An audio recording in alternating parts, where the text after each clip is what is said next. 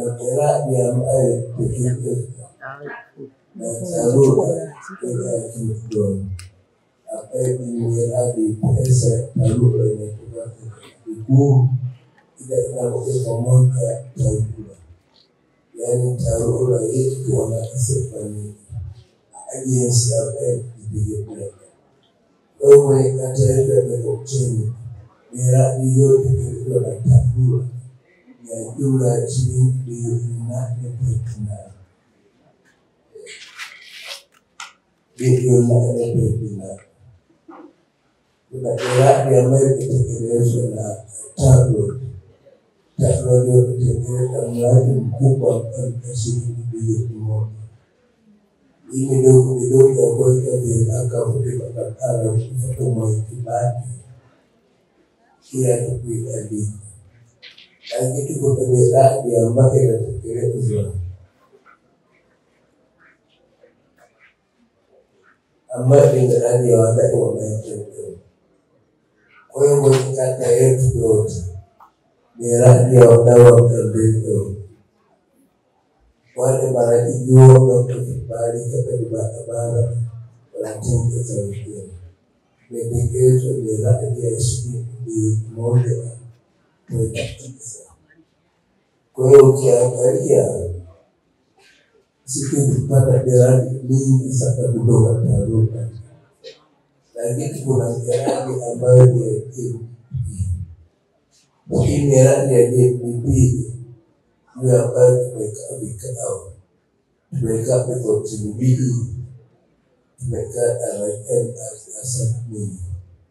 Hii miradi kwa taarifa ambazo kama diwani kasabili miradi tunafuatilia kukiza.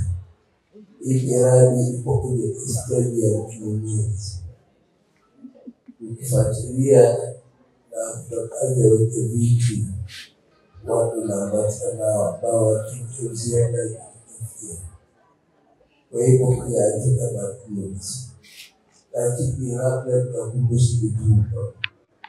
Hii miradi ya serikali wa kutembea inaweza kuwa imepangwa kabisa. Lakini kutokana bajeti za serikali wakuta utekelezaji wake unakuwa mgumu. Lakini ukiwakisia mpaka ikahitimisha awamu hii miradi ipo ya tuta matumizi. Kwa hiyo ni swala la ufuatiliaji. Kabisa katika tunaipetu wa kata wanamali upangulie elimu.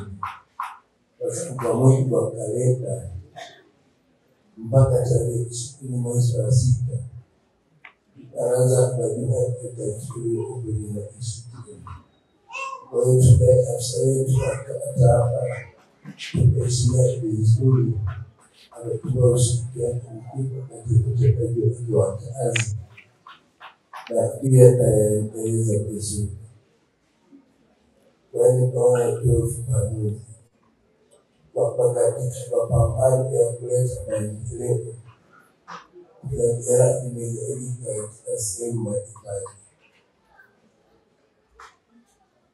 Kwa hiyo labda jambo la mwisho ni shukrani. Tutakuwa na kikao kingine tofauti. Mimi nawashukuru sana ndugu zangu. Tumeishi vizuri, tumefanya kazi vizuri. Na maendeleo kwa kweli yatakuja kwa mheshimu. Na ikawa unaishi na wanachama wenzako unashika mkono. Lazima utafanya vizuri. Kwa hiyo tunawashukuru. Sasa tutakuwa na kikao kingine. Watumikie kwa nafasi kama diwani wa kata Mjengo kwa muda wa miaka 5. Haya ambayo yamefanyika ndivyo ambayo inawezekana. Mara nyingi ni kikuu mzee wetu mahakama yenye kwa chama taifa ndugu Asira anasema panapokuwa na maendeleo na matatizo yanajitokeza. Kwa tunaomba tumshukuru kwa tumepata.